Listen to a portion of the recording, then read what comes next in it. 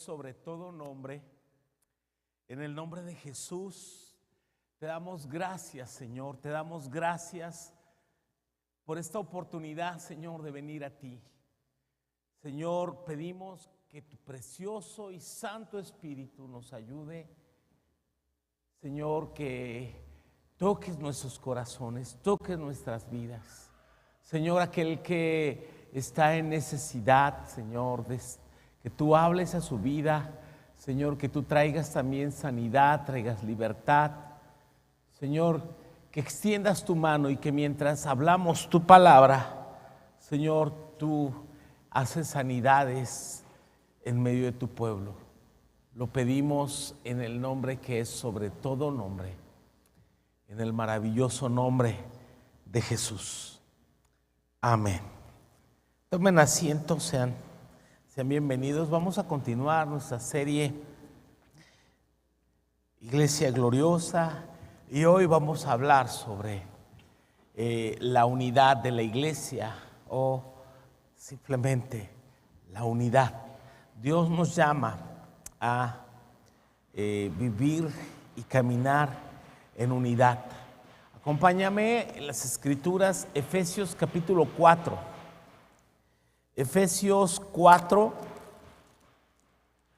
vamos a considerar ahí los versículos 1 al 16. Y la semana pasada que hablamos acerca de la misión de la iglesia, veíamos que la importancia de ir a ser discípulos a todas las naciones, ¿sí? También hablamos que la iglesia vive para glorificar a Dios y la iglesia debe caminar unida para edificar a los demás, para edificar a los creyentes. Dice Efesios capítulo 4: Yo pues, preso en el Señor, os ruego que andéis como es digno de vuestra vocación, con que fuisteis llamados, con toda humildad, mansedumbre, soportándoos con paciencia los unos a los otros en amor, solícitos en guardar la unidad del Espíritu en el vínculo de la paz. Un cuerpo, un espíritu, como fuisteis también llamados a una misma esperanza de vuestra vocación. Un Señor, una fe, un bautismo, un Dios y Padre de todos, el cual es sobre todos y por todos y en todos. Pero cada uno de nosotros fue dada la gracia conforme a la medida del don de Cristo, por lo cual dice: subiendo a lo alto, subió cautiva la cautividad y dio dones a los hombres. Y esto de que subió, ¿qué es sino también que había descendido primero a las partes más bajas de la tierra? El que descendió es el mismo que también subió por encima de todos los cielos para llenarlo todo. Y él mismo constituyó a unos apóstoles, a otros profetas, a otros evangelistas, a otros pastores y maestros, a fin de perfeccionar a los santos para la obra del ministerio, para la edificación del cuerpo de Cristo, hasta que todos lleguemos a la unidad de la fe y del conocimiento del Hijo de Dios, a un varón perfecto, a la medida de la estatura de la plenitud de Cristo, para que ya no seamos niños fluctuantes, llevados por doquiera viento de doctrina, por estratagema de hombres, que para engañar emplean con astucia las artimañas del error, sino que siguiendo la verdad en amor crezcamos en todo en aquel que es la cabeza, esto es Cristo, de quien todo el cuerpo, bien concertado y unido entre sí por las coyunturas que se ayudan mutuamente, según la actividad propia de cada miembro, recibe su crecimiento para ir edificándose en amor. Wow. Este capítulo está increíble. Los primeros 3 capítulos de Efesios tratan acerca de todas las promesas de Dios. Sí, Todos los pequeñitos pasen a su clase con el teacher Fidel. Así que miren, los primeros capítulos habla acerca de todas las promesas y de toda la gloria que Dios tiene reservada en los cielos, desde Efesios 1:3 en adelante. Pero al llegar aquí al capítulo 4 comienza una parte práctica de esta carta tan importante para muchos teólogos. La carta de los Efesios es la reina de las cartas, porque más que una carta es un tratado teológico, tiene muchísima enseñanza. Así que veamos algunos aspectos importantes. No pretendo agotar los 16 versículos, es demasiado lo que hay aquí. Es un llamado que Dios nos hace a la unidad. Ahora, la primera cosa que quisiera ver en el versículo 1 tiene que ver el fundamento de la unidad. Pablo dice: yo, pues preso en el Señor, os ruego que andéis como es digno de vuestra vocación.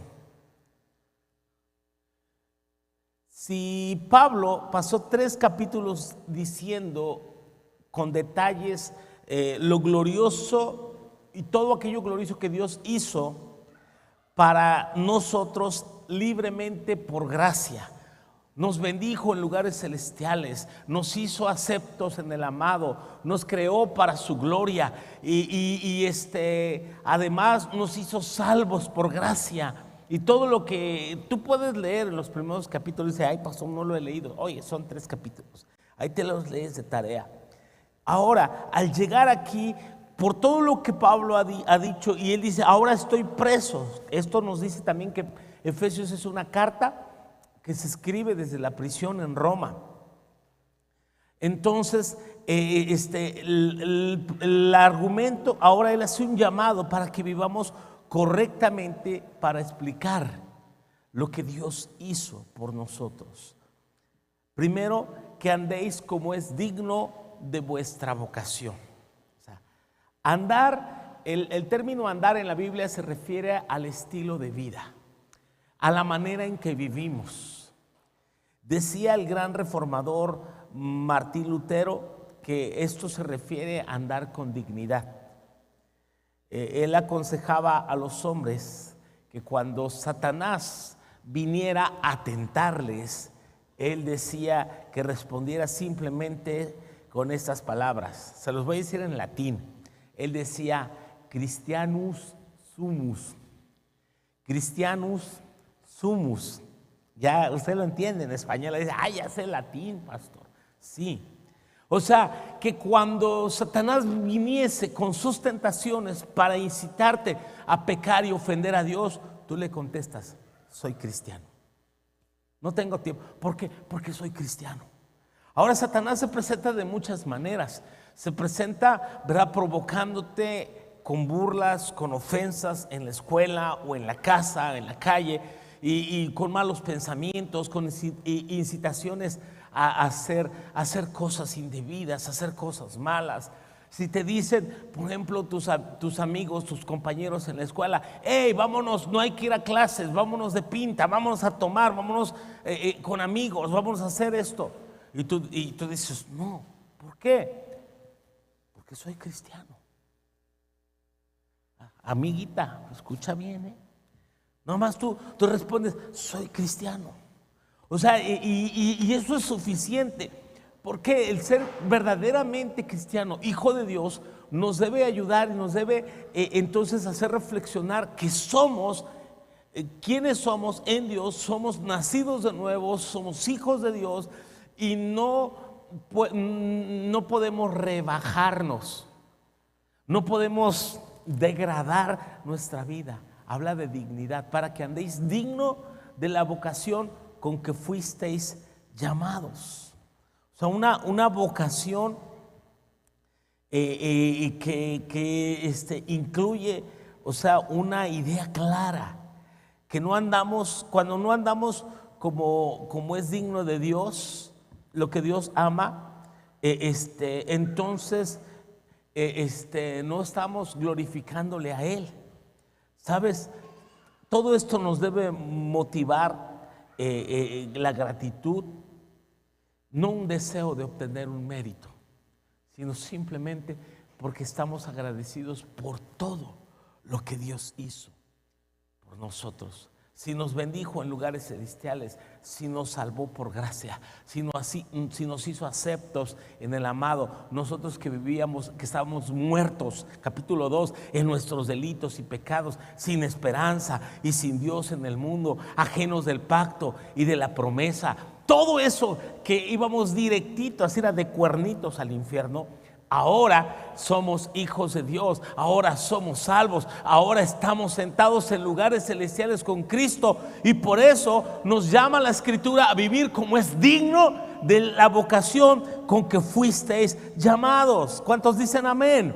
Debemos vivir, cada creyente es un primogénito hijo de Dios, como un hijo de rey. ¿Qué dice el Salmo 89, 27? Hoy no tiene pantalla, así que agarre su Biblia, por favor, y agarre bien su Biblia y búsquele Salmo 89, 27. Yo creo que Dios quería que usted use su Biblia, porque luego nada más queda mirando y ni le lee bien. Dice: yo también le expondré por primogénito, el más excelso de los reyes de la tierra. Wow. Yo también le pondré por primogénito, el más excelso de los reyes de la tierra. Y tú puedes decir, ay, pastor, pues eso debe referirse a Jesús. Sí, y está hablando del Mesías. Pero sabes, nosotros somos herederos de Dios y coherederos de Cristo Jesús.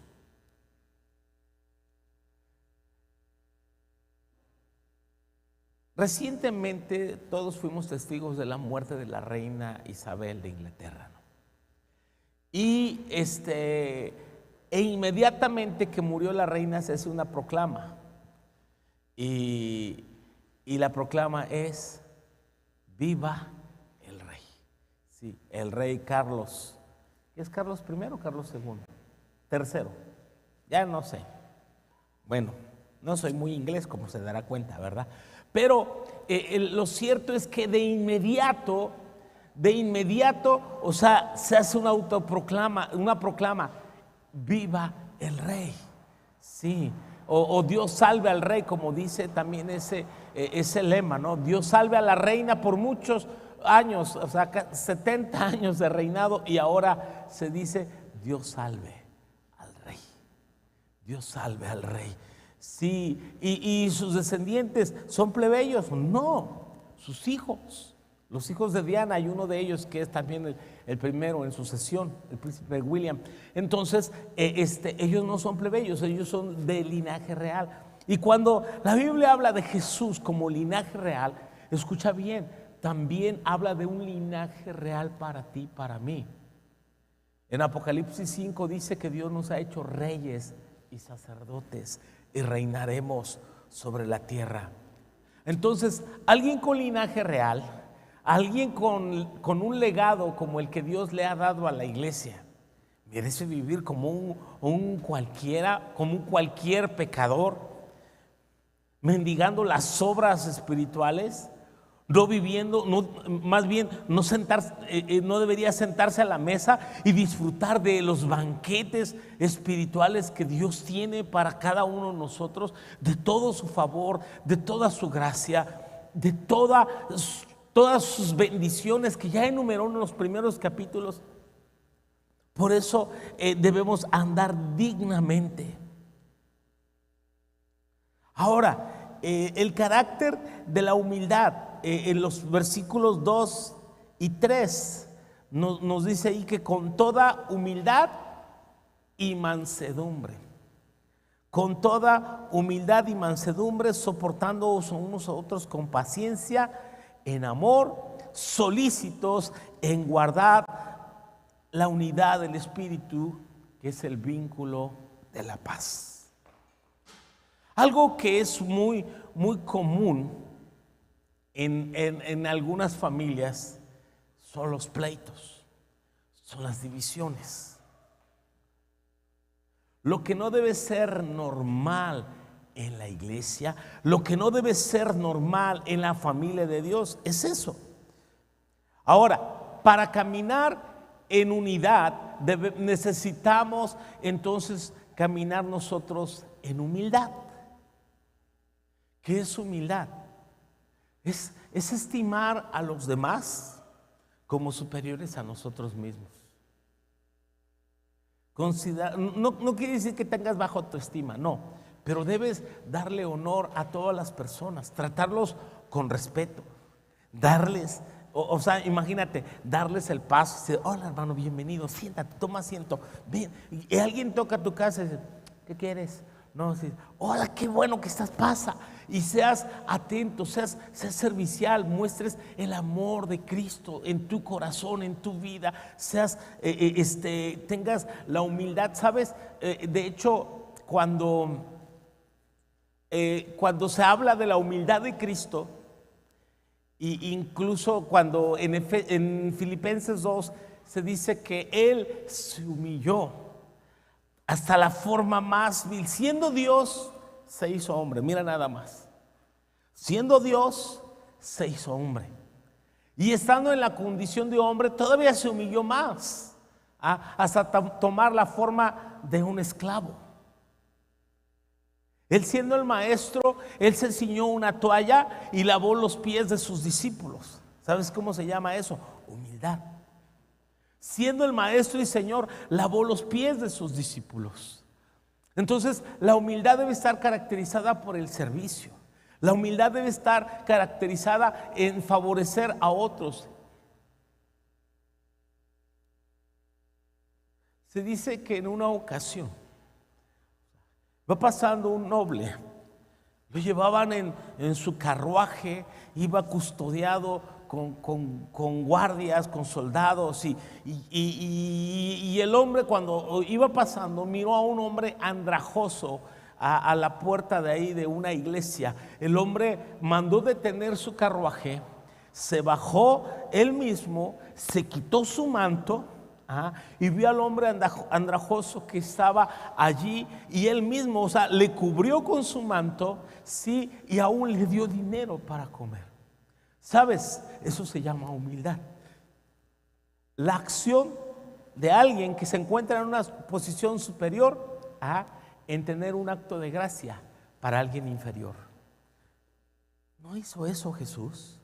No siendo Dios, no estimó el ser igual a Dios como cosa que aferrarse, sino que se despojó tomando forma de hombre, y estando en la condición de hombre se humilló. La actitud entonces para que una iglesia camine en unidad es una iglesia que camina en humildad, que estima a los demás como superiores a él mismo, que los sirve y así los trata con amor, con respeto, con toda mansedumbre. La palabra mansedumbre, escúchame, significa fuerza controlada. Fuerza controlada. Yo tenía un amigo que tenía un caballo y estaba muy grande su caballo, pero decía mi amigo, no tengas miedo porque él es muy mansito. Ser mansito no es mencito, mansito, que significa que te puedes subir y no va a reparar, no te va a tirar mordidas, no te va a tumbar. Cuando llegas a una casa ves un perro grandote. Yo tengo un perro grandote en la casa, ¿no?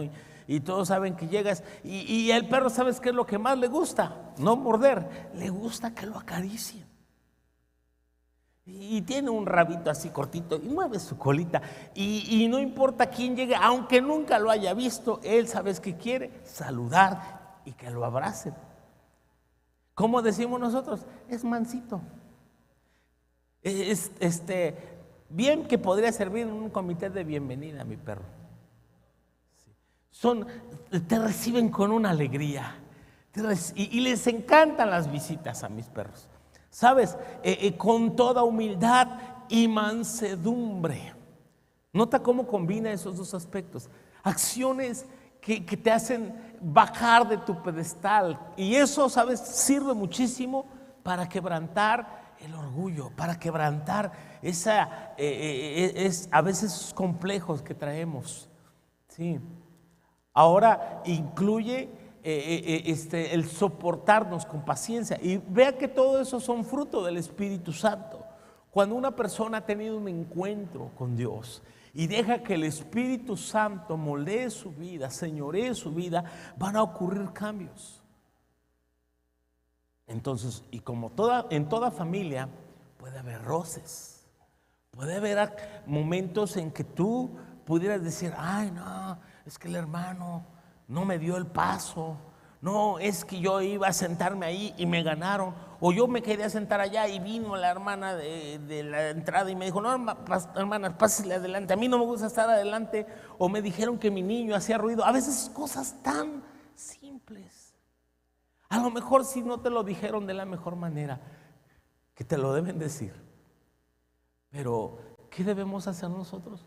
Soportar con toda humildad, con toda paciencia, soportar.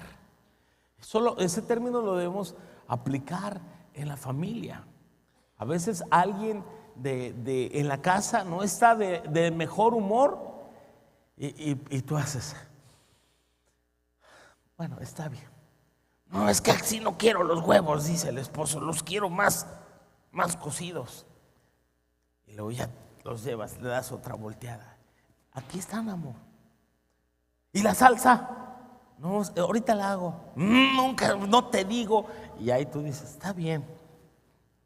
Agarras el molcajetito. ¿Y cómo le gusta? Tenga mi cielo.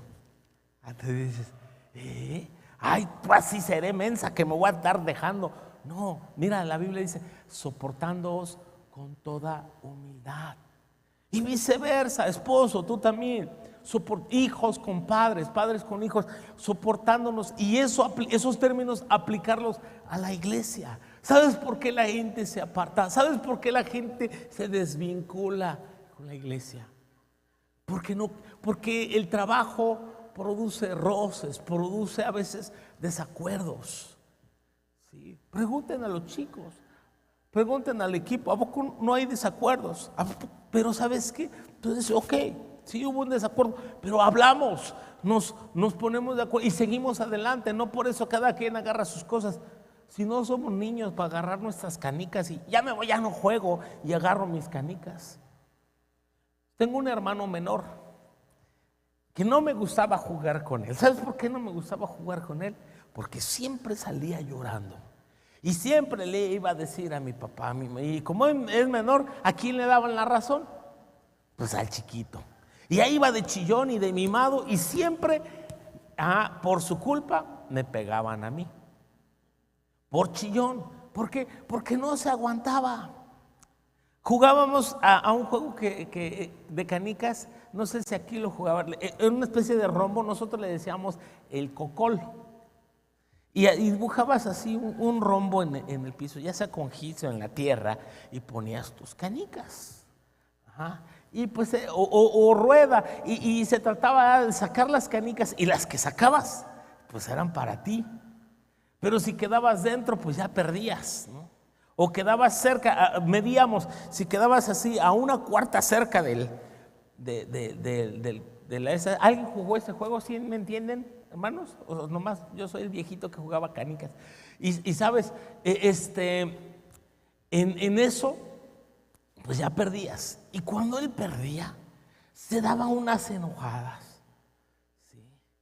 Y ya mi papá decía, devuélvanle las canicas al niño. Y el niño, y ya después que se las devolvías, bien burlón, y te sacaba el coraje. ¿Sí?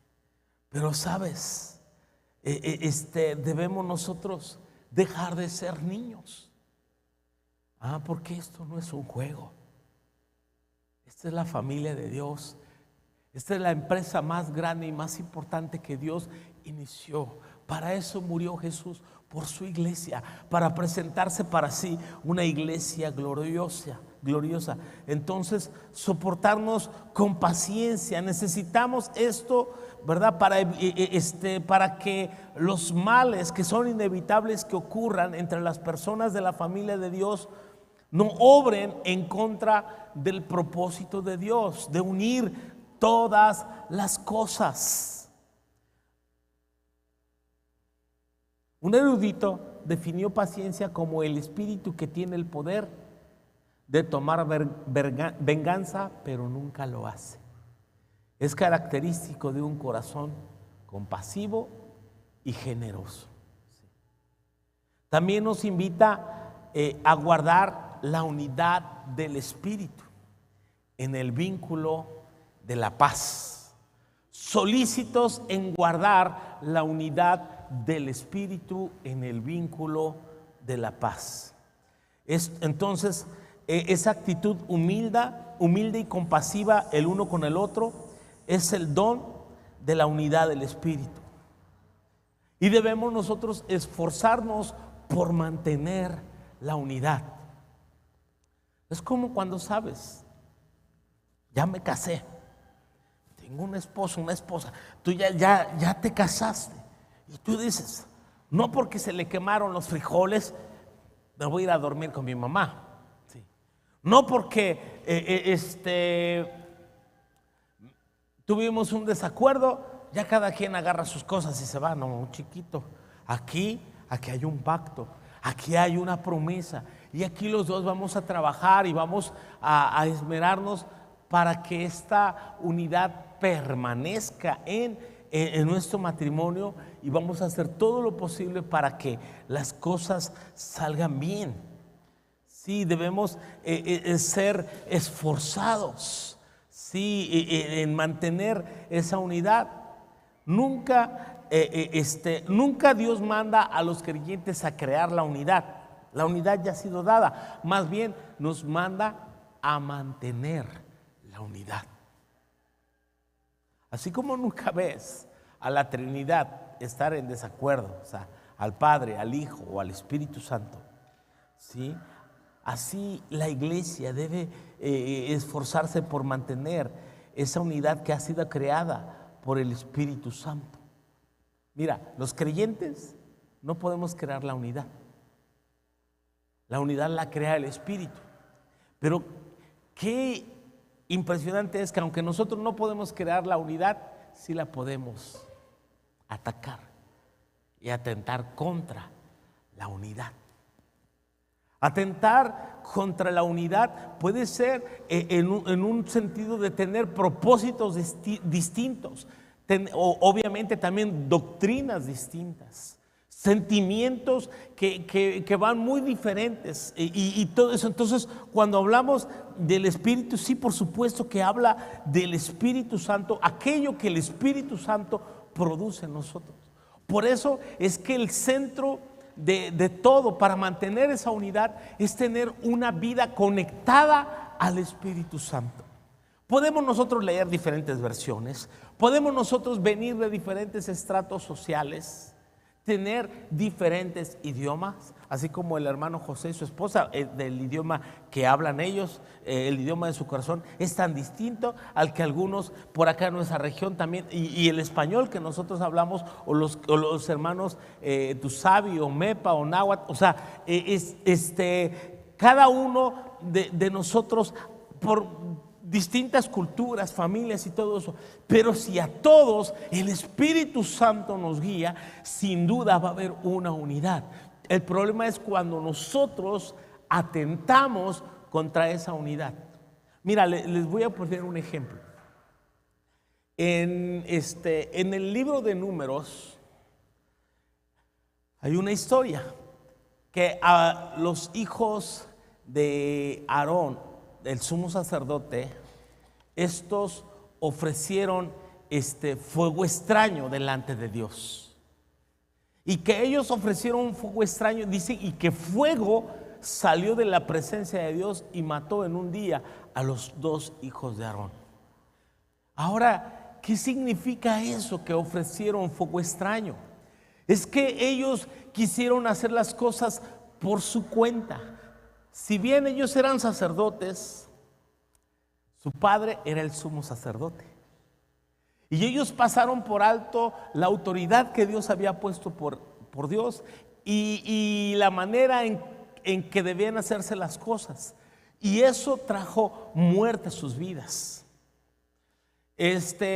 Más tarde hubo un grupo de hombres, entre ellos estaban comandados por Coré, Datán y Abiram. Tú debes leer la Biblia para saber esas historias, ¿eh? En el libro de Números también se encuentra.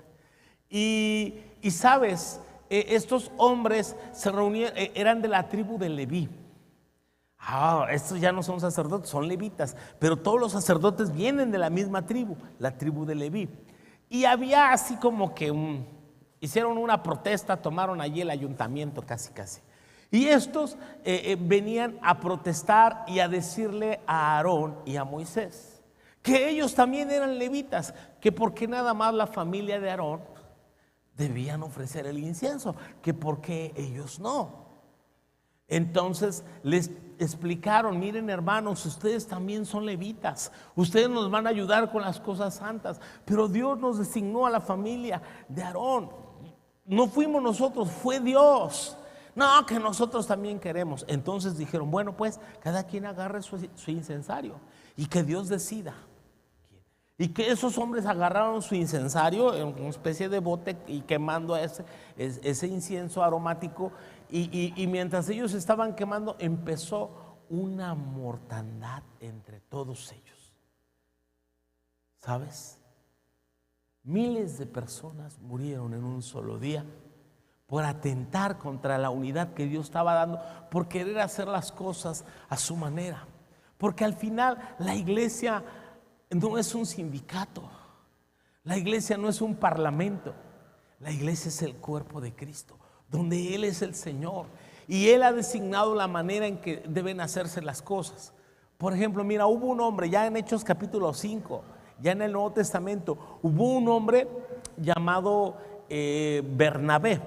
Bernabé, él tenía una herencia, la vendió y todo lo que él sacó de la herencia lo dio como ofrenda a la iglesia y se repartía entre los necesitados. Y como esta acción le trajo cierto reconocimiento a Bernabé, aunque él no lo hizo para ello, es más, los discípulos se llamaba José y le apodaron Bernabé, que significa hijo de consolación. Entonces, cuando lo ve un matrimonio que se llamaba Ananías y Zafira, estos también hicieron lo mismo, pero en lugar de dar todo, dieron una parte y dijeron que daban todo. Y la consecuencia de tratar de mentir, no a la iglesia, a Dios, porque fue lo que dijo Pedro: no has mentido a los hombres sino a Dios. Eso trajo muerte a sus vidas. Porque Dios está muy interesado en mantener la unidad de su cuerpo, la unidad de sus principios, y que nadie quiera obtener un camino de una manera incorrecta. Por eso la Biblia dice: solícitos en guardar la unidad de la fe. Por supuesto, debemos abstenernos de murmuraciones, de críticas, de chismes, de querer provocar disensión, división en la iglesia. Dios quiere que nosotros caminemos unidos. Dice: solícitos en guardar la unidad del Espíritu en el vínculo de la paz.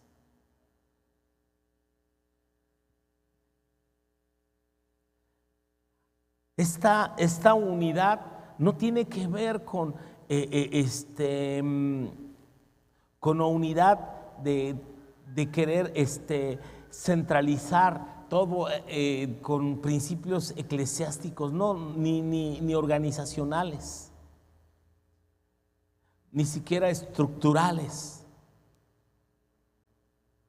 ¿Sabes? Decía el gran predicador Spurgeon, dice: no es una cosa deseable que todas las iglesias se fusionen para hacer una. Tampoco está hablando de eso. Sí, porque la fusión de las iglesias produciría un papado. No, ¿sabes? como ya les comenté al principio de esta serie, que la mayoría de las iglesias en el Nuevo Testamento, el uso de la palabra iglesia tiene que ver con congregaciones locales. Y aunque hay una iglesia universal,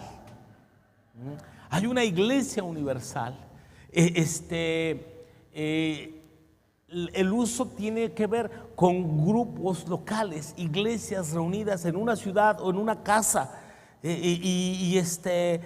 Entonces no habla de reunirnos todos, entonces vamos a unir todas las denominaciones y vamos a unirnos todos y poner un líder. No, eso produce un papado, no.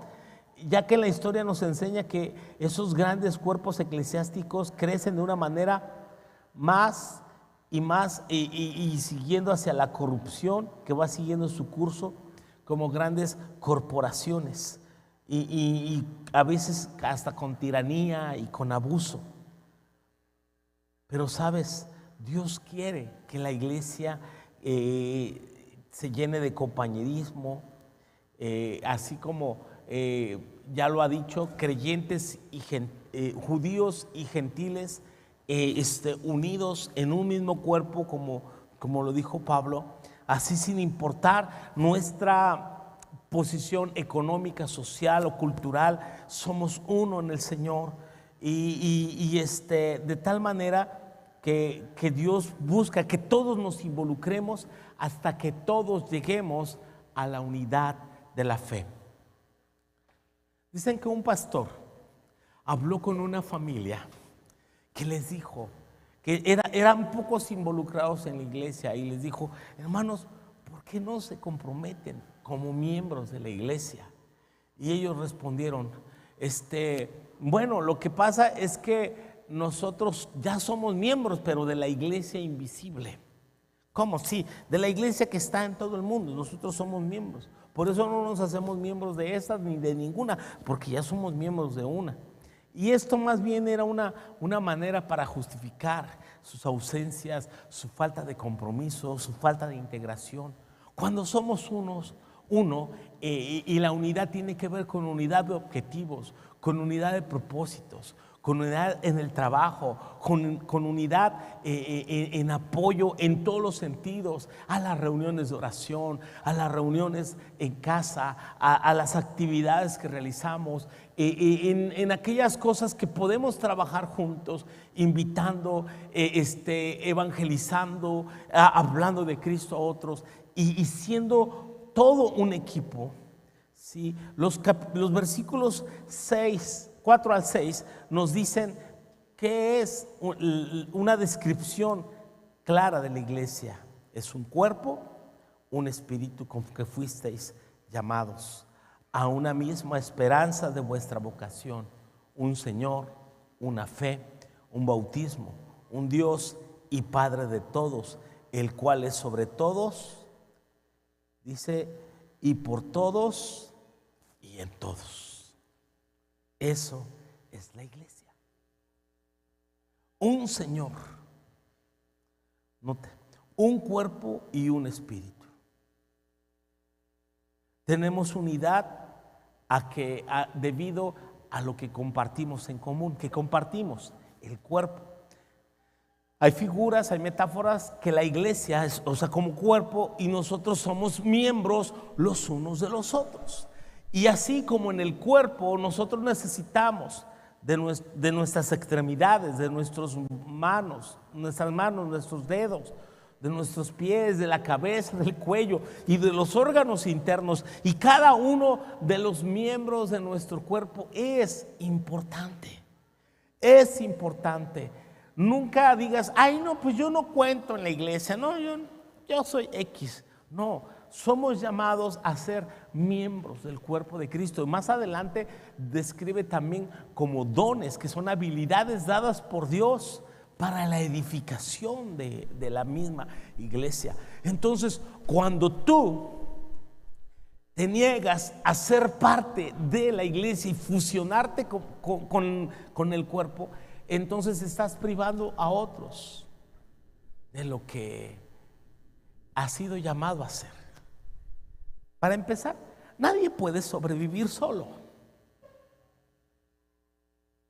En la semana me preguntaba mi sobrina, me decía, tío, hay una amiga que me dice, es que su mamá antes era cristiana, ahora ya iba a una iglesia, ahora ya no va a ninguna, pero dice que sigue amando a Dios.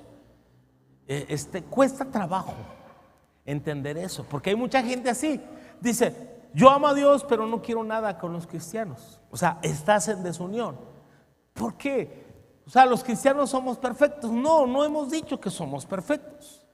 Sin embargo, necesitas ser parte de un cuerpo, ser parte de una congregación local, involucrarte y servir para crecer. Porque así como cuando extraen un corazón, un riñón de un cuerpo, dura poco tiempo vivo y tiene que ser injertado, colocado o transferido a otro cuerpo para que pueda seguir viviendo y dar vida. Es interesante.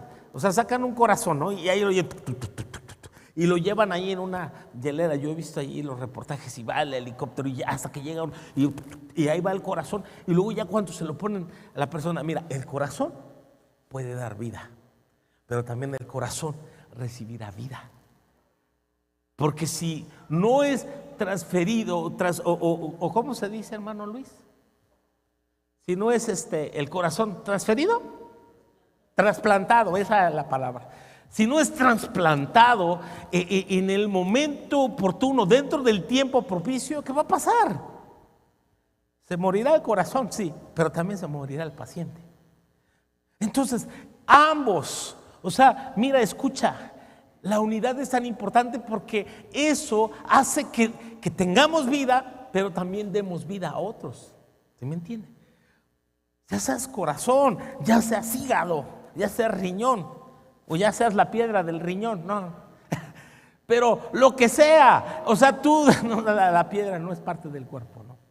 Pero necesitamos injertarnos, trasplantarnos, estar allí y fusionar para transmitir la vida de Dios. Y sobre todo, si el miembro es sano, es mucho mejor, ¿verdad? Por eso hay el proceso de discipulado, para que nosotros saquemos toda la cochinada que traíamos de antes. Esos malos pensamientos, esos malos sentimientos, esos complejos, todas esas enfermedades del alma espirituales vayan saliendo, para que mi operación en el cuerpo de Cristo sea buena, y porque después, ya que se trasplanta el corazón, viene el proceso de que el cuerpo lo acepte y ambos se adaptan, ¿verdad? Así también nosotros, al ser injertados en el cuerpo de Cristo, nosotros debemos ir edificándonos así en amor. Y esto ayuda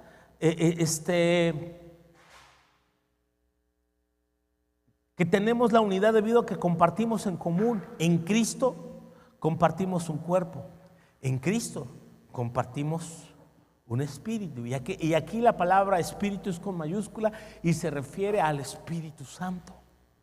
No puede el Espíritu Santo hablarte de una manera a ti y hablarme de otra manera a mí y ponernos en contra.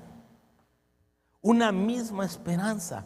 ¿Cuál es la esperanza? La esperanza de la vida eterna, la esperanza de encontrarnos con Cristo en su segunda venida, la esperanza, ¿verdad?, de las bodas del Cordero. Un Señor que es Cristo. Sí, no tenemos otro Señor, no seguimos otro espíritu, una misma fe. Y cuando habla de fe, habla de un conjunto de creencias, una esperanza y una fe en Él. Sí, un bautismo.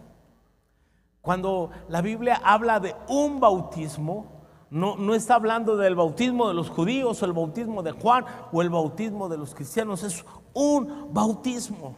Otros intérpretes apuntan hacia el bautismo del Espíritu Santo, que la figura del bautismo en agua, que es una declaración pública de nuestra fe, también deberíamos nosotros anhelar ese bautismo del Espíritu Santo, que es la plenitud del Espíritu en nosotros, que hace manifestar los dones en el creyente, la afirmación en la fe y la llenura del Espíritu sobre cada creyente. Juan el Bautista dijo: he aquí yo os bautizo con agua, pero detrás de mí viene uno que es más poderoso que yo, y él los bautizará ¿con qué? con Espíritu Santo y fuego. Entonces, cuando dice un bautismo, quizás se está apuntando hacia ese sentido, a ese concepto de poder ser inmersos. De hecho, el término bautismo significa así: sumergir, zambullir, empapar. Es como cuando preparas, ¿alguien ha preparado chiles en vinagre? Y la clave a que te queden buenos, ¿verdad?, es que deben estar bien cerrados y debes dejar que todos los condimentos y el vinagre y todas sus especies, ¿verdad, chef?, queden allí, bien guardadas allí, y no están en 2 horas, ¿verdad? Eso tienen que pasar varios días, bien inmersos, hasta que se les penetre el sabor, porque solamente así. Entonces, bautizados significa ser bien metidos allí. El Espíritu es como cuando te metes. Tú no puedes decir que te metiste a la alberca y nada más metes los pies. No, es que te metes completamente, es que te sumerges completamente en la vida del Espíritu Santo. En el libro del profeta Ezequiel, ¿me ayudas, Chente? Cuando habla acerca del río de Dios, aquel río que sale del trono, es ese río que sale del trono de Dios, y Dios le manda al profeta a medir la profundidad del río. Y este río, por un momento, el agua le llega a los tobillos. Entonces le dice que midiera otra distancia más para que el agua le llegara, es Ezequiel 47, le llegara a la cintura, ¿sí? Primero midió 1000 codos. 1000 codos son 450 o 500 metros. En Ezequiel el codo son 50 centímetros. Los 1000 codos son 500 metros. Y el agua le llegó, ¿sí?, a la cintura. Cuando dice los lomos, se refiere a esta parte. Esos son los lomos en la Biblia, ¿no? Donde van los riñones. Algunos dicen ahí de donde salen los hijos. Pero aún todavía no es todo. Entonces le dijo que midiera otros 1000 codos, ¿sí?, de tal manera que las aguas habían crecido tanto, ¿sí?, y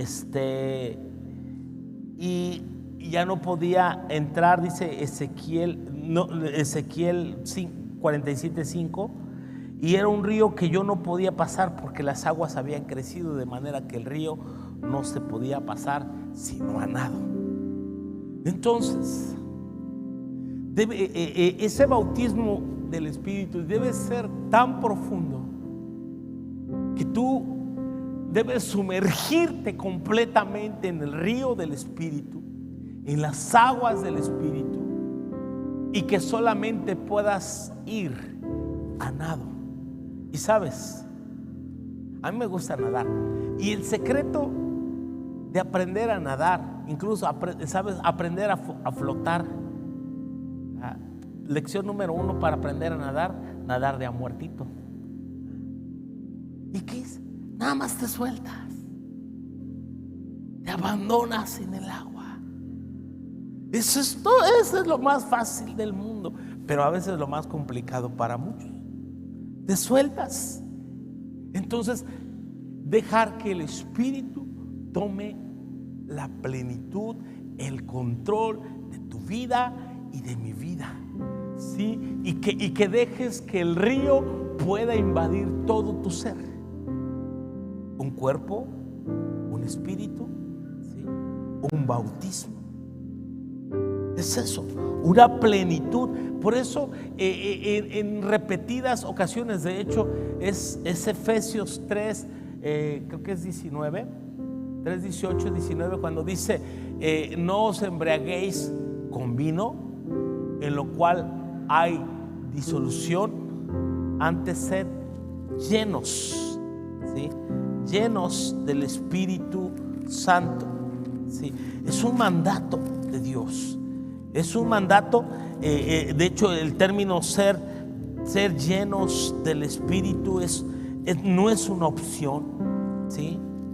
Es un mandato de Dios a los creyentes. Sí. Dios dice que debemos nosotros ser llenos del Espíritu de Dios. Que no dejemos que nada de nuestra vida, que nuestra carne surja y contamine la obra de Dios.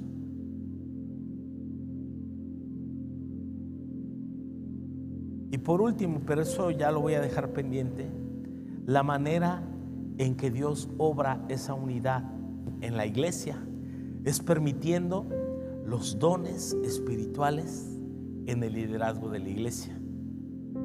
Que la iglesia pueda caminar en esos dones espirituales que algunos han llamado también los dones del ministerio, cuando habla del apóstol, profeta, evangelista, pastores y maestros.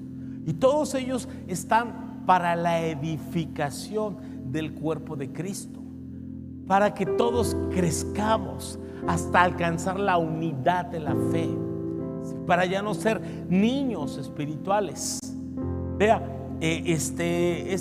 hasta a veces nosotros decimos, nos juntamos niños de 4 familias de primitos, y son primos, y en cuanto se ven, ¡ay! Los primos se dan tremendos abrazos.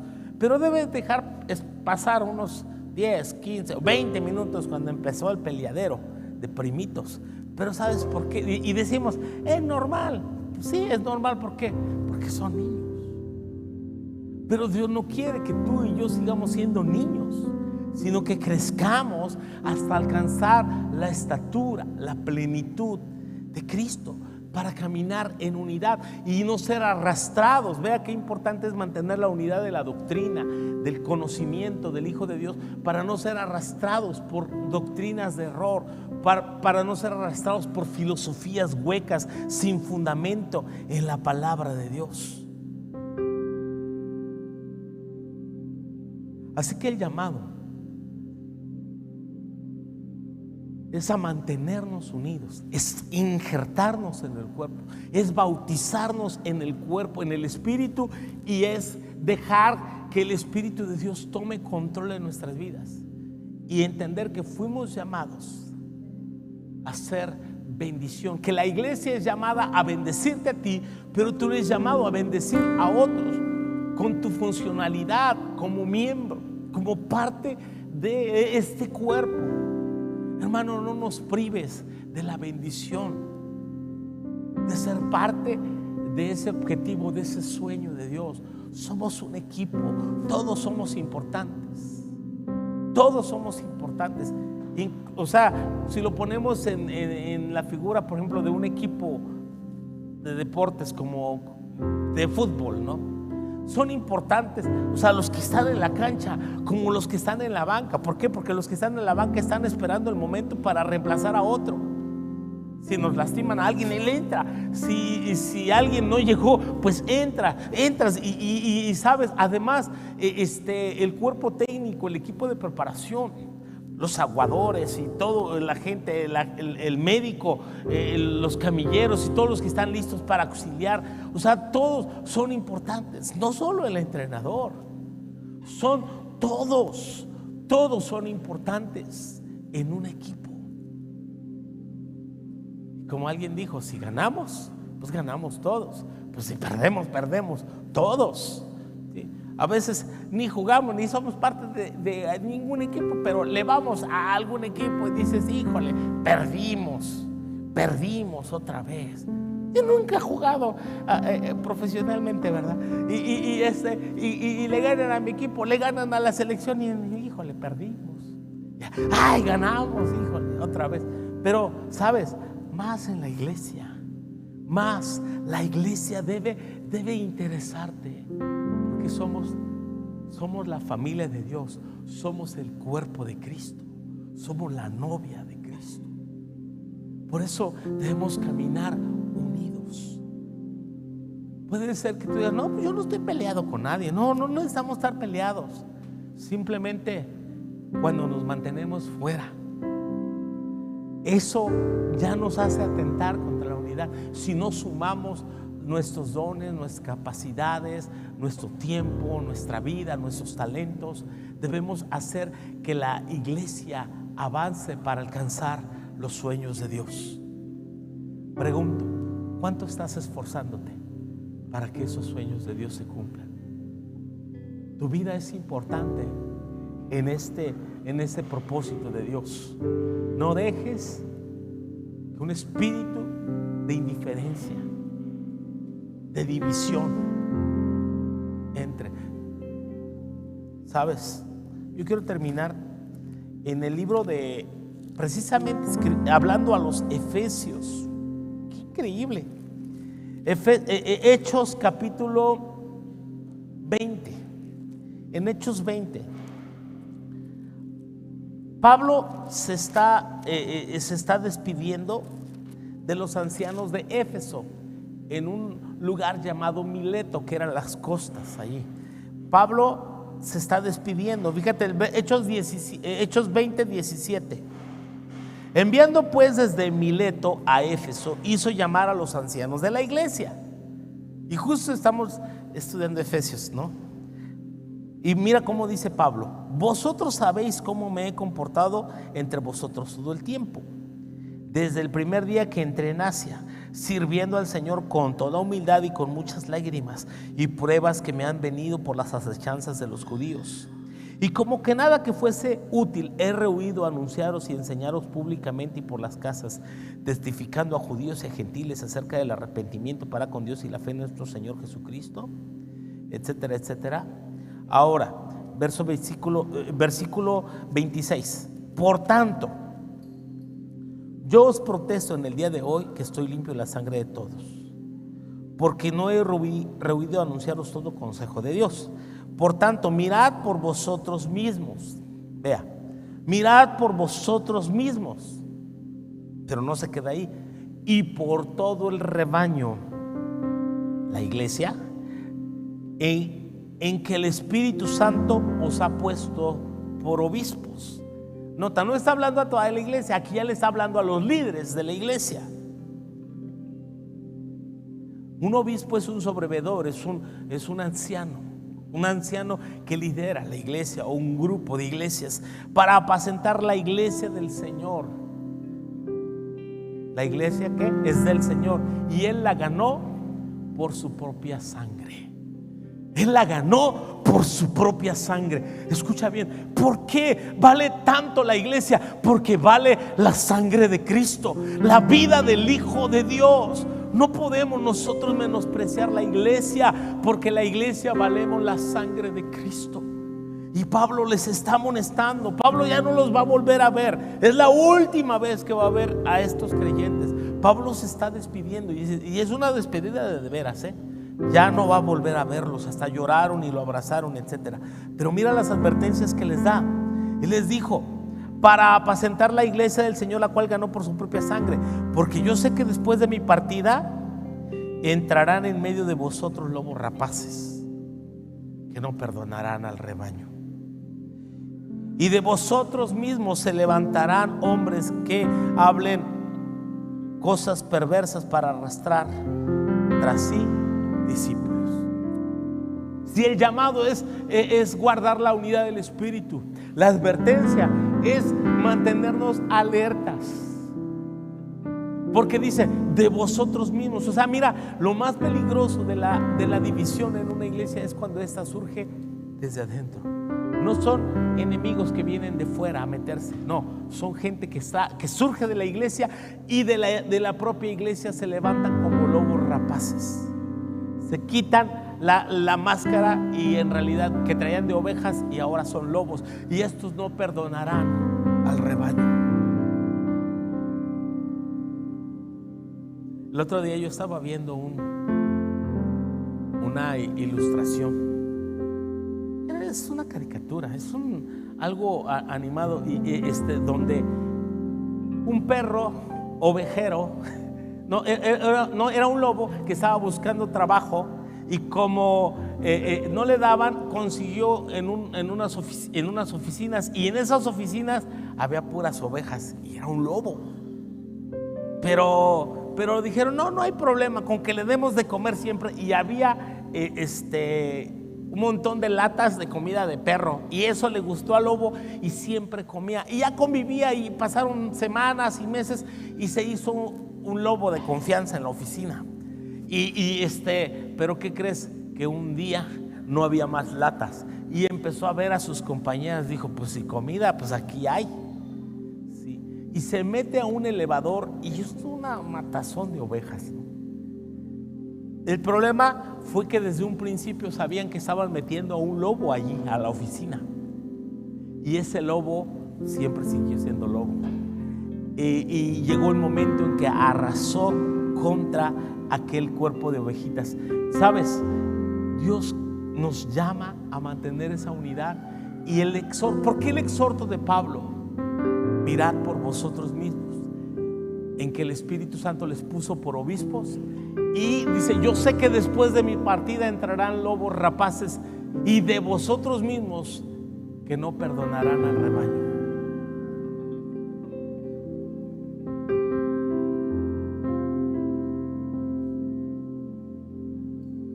¿Sabes dónde se encontraba Éfeso? Éfeso se encontraba hoy en la actual Turquía. ¿Y sabes qué hay de la iglesia de Éfeso? Que en los tiempos de Pablo se cree que llegó a tener hasta 50,000 miembros. ¿Sabes qué hay ahora de la iglesia de Éfeso? Nada. Hoy se están enviando misioneros a Turquía porque el Islam domina aquella región de Asia. ¿Por qué? Porque no escucharon la palabra de advertencia, solícitos en guardar la unidad del Espíritu, proteger la iglesia, velad por la vida de nuestros hermanos, velad por la iglesia y la novia de Cristo. Ese es el llamado a la unidad, ese es el llamado a preservar, y eso, aunque tú dices, bueno, pues yo no tengo ninguna idea de eso. No, pero ese es el llamado de Dios para que caminemos preservando la unidad de la fe. Un Señor, un Espíritu, un Dios y Padre de todos, el cual es en todos y por todos. Ponte de pie, por favor, vamos a orar. Padre, en el nombre precioso de Jesús, quiero pedirte que nos ayudes, Señor, con tu Espíritu Santo, Espíritu de Dios. Señor, habla a mi vida, muéveme, Señor, a hacer aquello que tú me has llamado a hacer en medio de tu iglesia, Señor. Quita de mi vida, de mi corazón, todo sentido de independencia, de vivir mi propia vida. Ser parte de la iglesia es más que asistir a la iglesia. Señor, ser parte de la iglesia es funcionar como un miembro más que da vida, que edifica, que produce vida en el cuerpo, fortalece la actividad de cada uno de los miembros, Señor, como en un cuerpo físico, como en un equipo, Señor. Queremos soñar, Señor, con esa iglesia gloriosa y trabajar por ella, Señor, y velar, Señor, en todo momento contra todo aquello que atente, Señor. Líbrame de ser una piedra de tropiezo, líbrame de ser un lobo rapaz, Señor, que atente contra mi iglesia, contra la iglesia que tú compraste por tu propia sangre, Señor. Ayúdame a amar a mis hermanos, ayúdame a servirles, ayúdame a respetarles, Señor, ayúdame a cuidar de ellos, Señor, ayúdame a velar con toda oración y ruego en el Espíritu Santo, Señor, porque somos un cuerpo, porque no podemos vivir en independencia, porque no, Señor, no estamos solos, Señor, porque no estamos No podemos vivir solo, Señor, diciendo soy de la iglesia, pero no estoy en la iglesia. Señor, queremos vivir para ti, para cumplir tus sueños, tus objetivos, tus anhelos. Señor, te lo pedimos en el nombre que es sobre todo nombre,